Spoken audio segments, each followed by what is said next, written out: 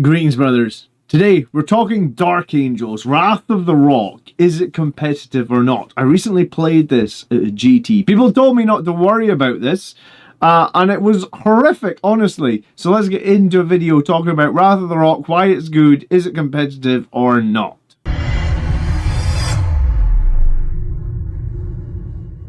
So thanks for being here, and welcome to a video that's a bit different. Normally we're talking Blood Angels. Today we're talking about those heretics, the Dark Angels. So Wrath of the Rock is an interesting detachment rule. Infantry and mounted units, if you hit them with strength greater than their toughness, you're -1 to wound. Now the way I kind of want to think about this is, you remember last edition when Blood Angels had +1 to wound all the time?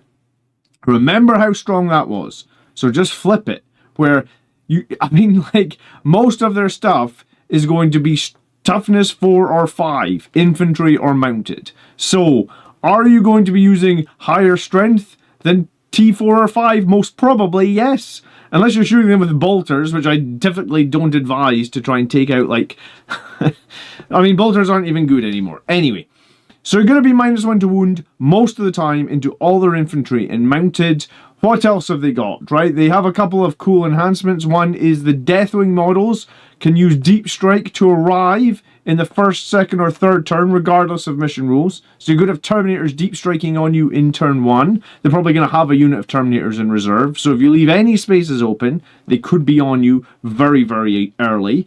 Ancient Weapons is a cool enhancement as well. You're going to be able to improve the strength of a melee weapon by 2, the AP and the damage of that weapon by 1. So you can take a general Space Marine character that has like a Power Fist and just make him bonkers strong in melee, putting his AP and damage up. Very, very good. Strength as well, obviously. And then they also have like Inescapable Justice. This is a crazy stratagem, which basically means you pick one of your character units after Oath of Moment has been set, and you can move your Oath of Moment around. So similar to like other armies, like Ultramarines getting the second Oath of Moment, they can just move their Oath of Moment. So if they kill you in the shooting phase, and then they're going to be charging you with a unit of Terminators that's led by a character, they can pay the 2 CP, they can move your Oath of Moment. They also have access to Azrael that's going to give them 1 extra CP. So even though this is 2, they're probably going to have the CP to be able to do, it. So, let's talk about what else they got. They've got some cool stratagems in this detachment as well. One of them is select 1 Adeptus Astartes unit from your army that's within engagement range until the next command phase. Add 1 to the OC of this unit. In addition, until the end of the turn, if it's not Deathwing, Ravenwing, or vehicles, you can add 1 to the hit roll. So you can take a unit that isn't a great melee unit, make it better in melee, but you can also just basically, any unit in combat, you can give them 1 OC. So this is very strong for pulling objectives away. If you've got durable units like Terminators on objectives that are locked in combat, just give them an extra point of OC in your command phase, right? Next up, we're talking about Tactical Mastery, right? 1 Adeptus Astartes unit from your army. You're eligible to shoot and declare in a charge which is advanced. If your unit is also Ravenwing, it is eligible to shoot and declare charge in a turn when it fell back. So if we talk about Terminators being slow, that's one of the biggest problems probably with Terminators.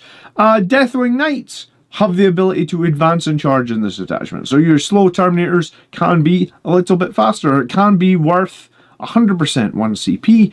And then, I'm not going to try and say this, Leonine Aggression, at the end of your opponent's charge phase, so the opponent makes all their charges or not, 1 Adeptus army with unit from your army within 3 inches of 1 or more enemy units, or a Deathwing unit within 6 inches of 1 or more enemy units, you can now charge in their charge phase. Your unit declares a charge, it only targets 1 or more of those enemy units, and you resolve the charge.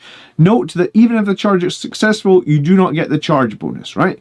So that means you aren't essentially getting the fight first component, but if you've got a unit of Terminators that are on an objective and the opponent just moves on to the objectives and now OCs them and says, you know what, I can't kill those Terminators, so I'm not going to charge them, you say, haha, I will charge you. Now that is crazy good. So I actually like this detachment, and my first time playing against it, was a bit of a learning experience, I must admit, but I think that it's got some great synergy, some good enhancements. And then let's talk about the list I played against, right? So take Azrael, who is the Warlord, giving them 1 CP a turn. He's attached to a unit of Sternguard. He does 2 things for them. Gives them a 4-up invuln save, which is really good. He also gives them sustained hits 1, which is really good on Sternguard. And once per game, he can also give them a 4-up Feel No Pain.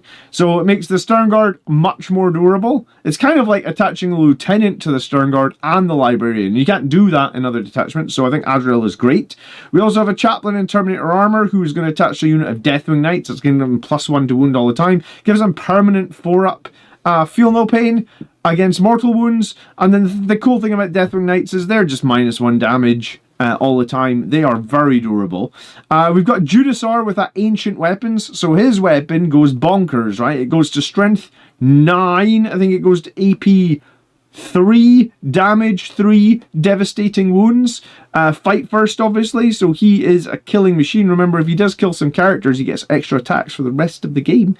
And he's attached to Inner Circle Companions, who are very similar to Bladeguard. Probably a little bit less durable, maybe, than Bladeguard, but possibly a little bit more killy in that they've got more strength. We'll come back to Inner Circle Companions. We've got a Lieutenant with Combi Weapon. We know why he's here, to score some points. We've got 2 Ballistas Dreadnoughts. We've got 2 more squads of Deathwing Knights. We've got some Infiltrators to prevent Deep Strike. We've got an Invader ATV to do some scoring. We've got some Scouts to do some scoring. So it doesn't have a huge amount of units, this list. But my goodness, you've spent 750 points in Deathwing Knights. And then you've spent, I guess, 300 points in Azrael and stuff. So you kind of get the picture that they've got like 3 units of Deathwing Knights that are expected to tussle and do a lot of killing, couple of Ballistas backing them up, Azrael with the Sternguard moving around, and then some fight first Inner Circle Companions. So, not too many units, but durable as all hell, and I really, really struggled against this list. If you're getting any value out of today's video, please do remember to like and subscribe, and click the bell if you want to be notified every time I go live. So let's talk about the Judasar and the Inner Circle Companions, right? So obviously Judasar is letting them fight first. They're very deadly if charging and being charged, and the reason they're so deadly is they've got a strike or a sweep profile. The sweep profile is kind of bonkers in that it's 5 attacks per guy with sustained 2. So if they are charged, which potentially they could be, you're getting 30 attacks with sustained 2, 6 - 2, 1, which is very decent. And I mean, the Great Swords are not too bad either. They're basically Bladeguard with an extra point of strength and lethal hits. Also, while a character model is leading this unit, each time attack targets this unit, subtract 1 from the hit roll. So when you are shooting or fighting these guys in melee, you're -1 to hit, combined with the fact that if you're hitting them with anything higher than strength 4, so strength 5 and above, you're -1 to wound. So -1 to hit, -1 to wound, both in shooting and in melee. Combined with the fact that they fight first, this is a scary friggin' squad. Each time a character model makes an attack that targets a character unit, each time this model makes an attack that targets a character unit, add 1 to the hit roll. So as well, if they're fighting against a unit that has a character in it, they are just hitting on 2s. So this unit is crazy scary, especially when you take that Judasar into the mix with his, like, I think he would have 5 attacks at strength 9, AP 3. This is a very good unit, very killy. And I honestly didn't really know how to deal with it in terms of, like, you do not want to charge this unit because the losses you're going to take as, like, a Blood Angels player are horrific. So you need to shoot it. But with -1 to hit and wound, and 3 wounds per model, that's a lot to get through, especially when they have the ability to get cover. They could do Armor of Contempt. It's a very good unit, and they are OC2 as well, so if they are left in combat, then they are potentially jumping up to OC3 with that stratagem we talked about. So a really strong combo here, the Judasar plus the Inner Circle Companions. We touched on Azrael and the Sternguard, right? They're pretty bonkers. I like them a lot in that Azrael's pretty decent in melee. I mean, not amazing, but I guess if he's going into the Oath the Moment target, rerolling all hits and wounds at AB4, devastating wounds, he's giving you a CP, they're getting sustained hits, they've got the 4-up Feel No Pain, they got a 4-up invuln save. He's just adding a ton of survivability and damage output to the Sternguard. We didn't even show his weapon. His weapon is decent enough, it's a plasma gun, but again, with reroll hits and wounds, it's not too bad either. So he's a real force to be reckoned with. This is a scary unit. Again, if you're going in with more than strength 4, you're -1 to wound all the time. It really adds a lot of durability to these guys, permanent -1 to wound. I mean, company heroes are -1 to wound for Blood Angels, and I love that squad. Like, they're so durable. So this is just durability across the board. Let's talk about Deathwing Knights. Like, we were on durability. Let's up it. We're talking about toughness 5, 4 wound Terminators. They do have the standard teleport Homer, but they also have -1 damage just all the time. So 2 wound weapons or 2 damage weapons are terrible against them. So if you're going in with, I guess, strength 6 or higher, -1 to wound, -1 damage. If you're shooting them, they're getting cover. They're getting their 2-up save. They do have the 4-up invuln. I was shooting some of them with decent AP. They were getting cover. Then they're using Armor of Contempt to basically just save on 2s. Once per game, they can do a 4-up Feel No Pain against mortal wounds. They've got some really nice weapons as well. So -1 damage, -1 wound, it makes shifting them a nightmare. Again, they can pay that stratagem to get extra OC. So you could get 10 OC from the unit if they're on an objective. Their maces are not too bad either. Like, the units that I were playing were 4 guys with maces. So that's like 16 attacks, hitting on 2s, -2, 2. Anti-monster, anti-vehicle 4-up, so very good against monsters and vehicles, very reliable. And then the Unforgiven weapon, having sustained and devastating wounds, pretty nice too. I found their damage to be very decent. The squad led by the Chaplain, with a permanent +1 to wound as well, was pretty great. Because I think that meant it wounded most of my infantry on 2s, I guess. Strength 6. +1 to wound, yeah. Wounding my infantry in 2s. I think this great weapon was wounding on 2s as well. So, and again, this unit was very, very difficult to shift. -1 damage. Blood Angels have so much 2 damage.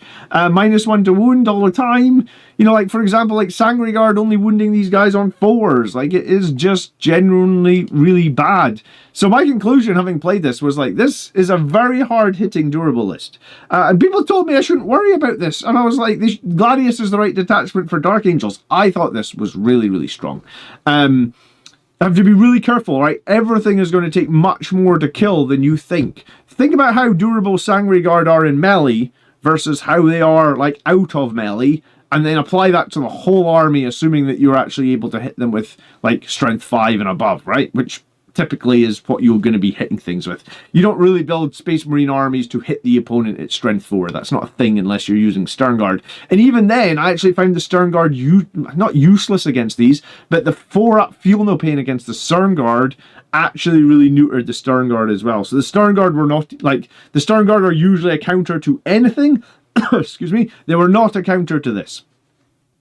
I also think his Sternguard scared me a hell of a lot, because I was like, oh my goodness, I have to hit them really, really hard with -1 to wound, and then he's got a 4-up invuln.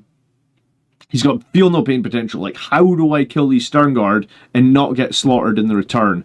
They also have Armor of Contempt, so if you're going in on low AP, shooting or melee, they can sometimes just shrug it off, especially when you have to consider cover too. So I think this is a really competitive detachment. I don't know if I mean, this list beat me, so it's a good enough Dark Angels list. Spoiler, this beat me and he hadn't even painted all his models. So he beat me by 11 points if he'd painted, 1 point if he hadn't painted. But I don't know if this is the best Wrath of the Rock list, but I think if you're playing them, you need to watch out. Because holy cow, these guys do not die. Thank you so much for watching to the end of the video. Please leave a like, watch one of my other videos, I would appreciate it, or support the channel with the big join button underneath. You guys have a great week. We'll see you in the next video. By the blood are made strong, my friends. Peace.